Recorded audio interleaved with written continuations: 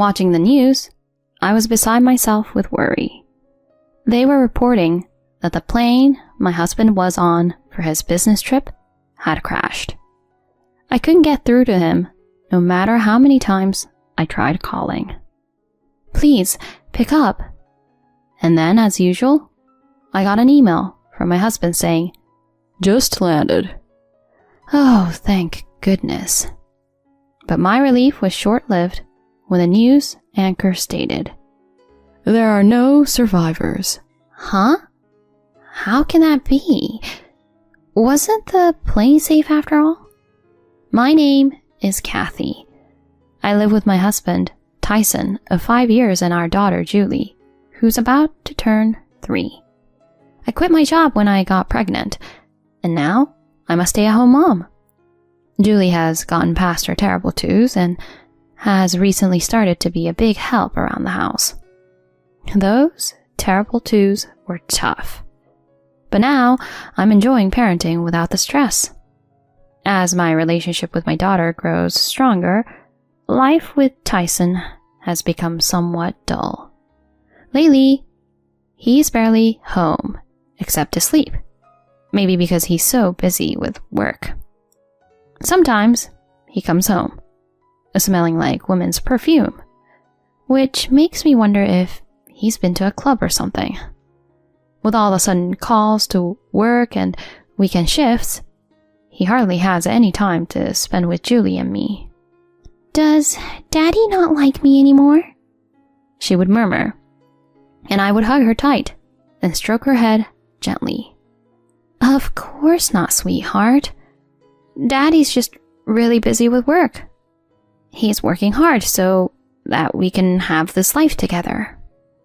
Your birthday is on a Sunday this time, and he's promised to celebrate with us. So let's look forward to playing a lot with him then." Seeing her look so sad, I had pleaded with him to at least be there for her birthday. "I'll definitely take the day off," he had promised, and I was looking forward to celebrating together as a family. Her birthday is next month. We're planning to celebrate with my in-laws, who live just a 15-minute drive away and are quite close to Julie. Tyson has a sister, Hannah, who has 2 kids, and they live in the same city. The grandparents love both their grandchildren equally, which is something I'm really grateful for, as I've heard that some favor their daughter's children over their daughter-in-laws. Some even urge the daughter-in-law to have a boy instead of a girl, so that he can carry on the family name. So one day, Tyson tells me, "I have to go on a business trip overseas for 2 weeks, starting on the 8th next month." I asked him to repeat himself. "Wait, an international business trip?" "Yeah, from the 8th of next month, for 2 weeks. I'm flying to France. It's going to take over half a day by plane," he replied, seemingly annoyed. I couldn't hold back and confronted him. "You do remember that Julie's birthday is on the 10th, next month, right? You promised we'd celebrate together. I've already told her about it. Just today, she was feeling so sad, wondering if you didn't like her anymore. How can you break your promise to be here for our daughter's birthday?" It was unbearable to think of her feelings. I was seeing red. "I can't help it. It's work. I wish I could celebrate with her too," he said, and I was taken aback. Looking at him, I could see the pain on his face. "Yeah, you're right. I'm sorry. I just got a little carried away because I feel so sorry for her." After I apologized, he patted my shoulder and said, "Oh, I'll prepare a gift. So ask her what she wants. My parents will be there, so she won't be lonely. And next year, I promise. We'll celebrate together for sure. Okay. You promise? I pressed him, deciding to let it go this time. I'll have to make sure Julie doesn't feel too lonely without her dad. So, I'll go all out with the decorations and cooking. I talked to my in-laws about his business trip and asked if they could stay over at our place on her birthday. Then my mother-in-law, Mary, said, "It's unfortunate that he has to be away for Julie's birthday, but leave it to us. We'll make sure she'll have a great time. I already told Scott and he started getting ready for the sleepover." Her response lifted my spirits. If only Julie would be a little happier with this. The next day I told her about Tyson's business trip abroad. She looked sad, and her eyes welled up with tears.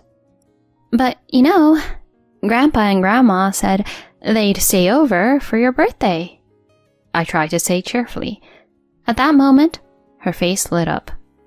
It seemed to lift her spirits a bit. The day after Tyson left for his trip, Mary called. "Kathy, do you need anything for tomorrow? I've got the presents ready and the cake ordered. Is there anything else you want? It must be hard preparing all by yourself with Tyson away. Just tell me if you need anything, okay? We'll come over early tomorrow." I was so grateful for her thoughtfulness and immediately thanked her. "Thank you, Mary. I just got back from shopping with Julie to pick out what she wanted. I've got the decorations ready too. So we're all set. Thanks for the presents and the cake." "It's no problem at all. It's fun to choose these things. Scott has been fidgety for a week now. I told him he's too eager." She replied, and I couldn't help but smile. It's great to have such wonderful in-laws. Even without my husband, tomorrow is sure to be a fun day. After chatting for a while, Mary changed the subject. "By the way, has Tyson landed yet? Didn't he say he'd be moving to another location after he got there? He mentioned he had to take a connecting flight. He should have landed by now, but I haven't heard from him yet. So maybe his flight's delayed." I replied, thinking to check the flight number he'd left with me once we hung up. Just then, her voice trembling, she said, "Kathy, was he flying to France?" I sensed something was wrong. "Yes, but why?" "Turn on the TV right now. They're saying a plane crashed in France on the news." "What?" I turned on the TV in a hurry and saw an emergency broadcast of the crash site. I was so shocked that I dropped my cell phone. I heard Mary's scream and quickly picked it back up. "Stay calm, Kathy. We still don't know it's his flight." "You're right," I replied, though I was overwhelmed with anxiety. What if something had happened to him? While I was worried, the news anchor delivered the unbearable truth. It was the same aircraft model that my husband was on. Mary, that's Tyson's flight." "What? What do we do? Tyson." I collapsed to my knees, feeling my mouth go dry as tears streamed down my face, unbidden. "Kathy." Mary's loud voice pulled me back to reality. "Stay strong, Kathy. We don't know what's happened to Tyson yet. Try to get in touch with him. I'm on my way over right now, so stay calm. Okay, honey?" Okay." After hanging up with her, I immediately called Tyson, but all I heard was the hollow sound of the ringing tone. "Please, no. This can't be happening. Why wouldn't he answer? Desperately, I typed a text to him, asking, "Are you okay?" Clutching my phone tightly, I stared at the screen until, to my relief, he texted back. "Just landed." Oh, thank goodness. Tears of relief overflowed as I started to reply to his message. It was then that I heard these words from the TV I had left on. "There are no survivors." Huh? No survivors? How can that be? That was supposed to be the same type of plane Tyson was on. I couldn't stand it anymore, so I stopped texting and made a phone call instead. But I couldn't get through at all. Why isn't he answering the phone? When I switched to text messages, I finally got a text back from him. "Oh, I just got to the airport, and there's a lot to do, like picking up luggage." Seriously? He's not even thinking about how worried I am. I was getting increasingly agitated, a mix of anxiety and anger building up. The news said your plane crashed. I was so worried. Just pick up the phone for a second. Let's do a video call so I can see your face. "I'm safe. The crash wasn't my flight. I'll call later. I have to get moving now." He sent such a carefree text. After that, no matter how many texts I sent, he didn't reply. Ugh. Can't he see how worried I am? Well, at least I was able to confirm he's safe. But my mood completely soured when Mary called. I just called Tyson's company before heading over. They said he's on extended leave. They were like, business trip abroad? It didn't seem like they knew what I was talking about. Her words made me realize everything. So, that's it. The long business trip to France was a lie from the start. Had I ever felt such hatred towards my husband since we got married? Mary. I decided to tell her about everything. About him hardly ever coming home, showing no interest in the family, returning with the smell of women's perfume on him. I had been reluctant to suspect infidelity, just because of the perfume scent, and tried not to think about it. But now that he's taken a long leave and lied about a business trip, infidelity was the only thing that made sense. Mary was openly furious with my conclusion. That idiot son of mine! It's us who were foolish to worry. Kathy, come over to our house. It must be tough to be there with just Julie. I decided to take her up on her offer. Once the move settled down, Mary and Scott apologized to me again. Even Hannah, my sister-in-law, came to cheer me up after hearing about it. I was touched all over again by the kindness of my husband's family. Despite them being such good people, I couldn't help but wonder why Tyson was such a jerk. I ended up hiring a detective agency to gather evidence of his infidelity. Then I got a photo of him at the airport with his mistress. Unforgivable. So he really was cheating. 2 weeks later, Tyson finally called. "Hello, Kathy? Where are you? I just got back from my trip, but my key won't work. Can you come and unlock the door?" He must think I'm oblivious. His voice was so nonchalant. I decided to confront him with reality. Even if I came, it wouldn't open. I don't have a key.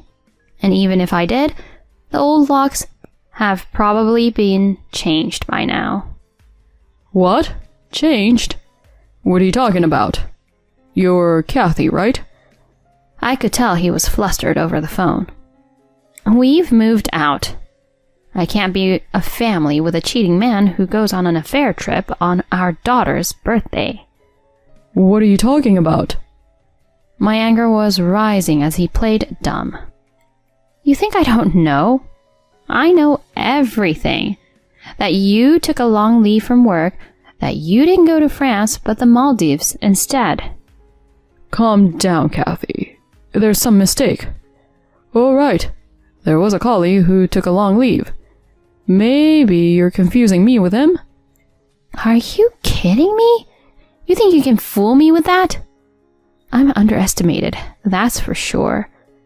Well, yeah, of course. You've been claiming overtime, working on weekends, all while cheating. I couldn't contain my anger and raised my voice. Deep down, I wanted to lash out and hurl insults.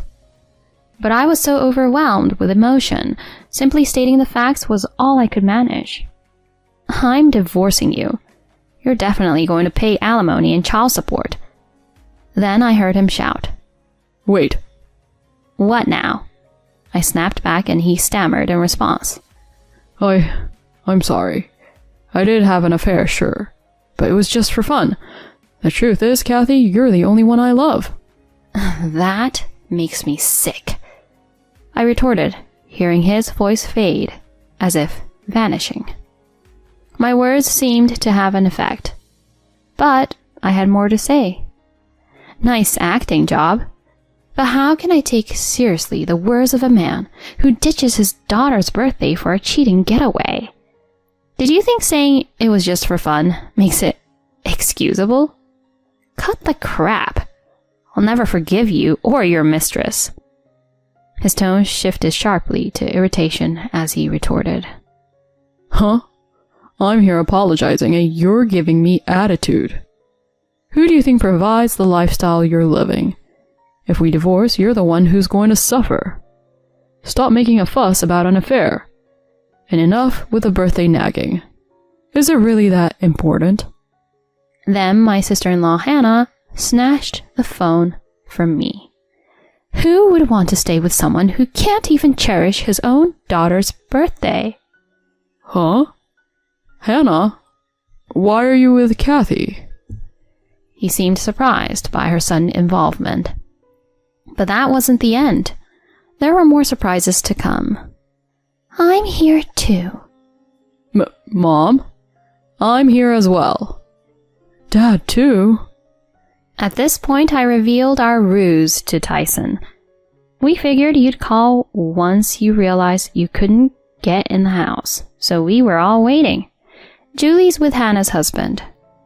Then Scott shouted, You're no son of mine. Don't ever think of stepping foot in this house again. Mary and Hannah began their onslaught, one after the other. Your stuff is stored in the shed. Get it if you need to. If it's not gone by tomorrow, I'm throwing it all out. Tyson, how could you do this to Kathy? Disgusting. The worst. Don't ever come near us again. No, just wait. I'm sorry. I don't know what came over me. I apologize, so please, don't say such things. His family's words clearly wounded him. He sounded like he was about to cry, desperately pleading. But nobody was willing to forgive him. I yelled at him. Don't you understand how unforgivable it is to be cheated on just because you had a whim? You've been cheating for a long time. Don't you dare lie to me at this point. Enough with your cheating, jerk. If you don't agree to divorce, I'll take you to court. Then he panicked at the mention of court and quickly agreed to the divorce. The next day, Tyson showed up at his parents' doorstep to apologize, but all he got were cold stares. Unable to stand it, he took only the bare essentials packed in the shed and left. Afterward, I demanded a lump sum in damages from him and his mistress. Once the mistress realized she'd been caught and faced with a demand for damages, she dumped Tyson. I've left Tyson, so forgive me. But I had no intention of dropping the claim. She ended up taking a job in the night industry because of her debts. My husband, unable to bear the shame at work, chose to resign. However, he needed money for the alimony and child support. He's now working all day, with no time to play. Meanwhile, I'm still living with my in-laws. They continue to treat Julie and me with kindness, just as before. I hope to repay their goodness someday by doing everything I can to the best of my ability.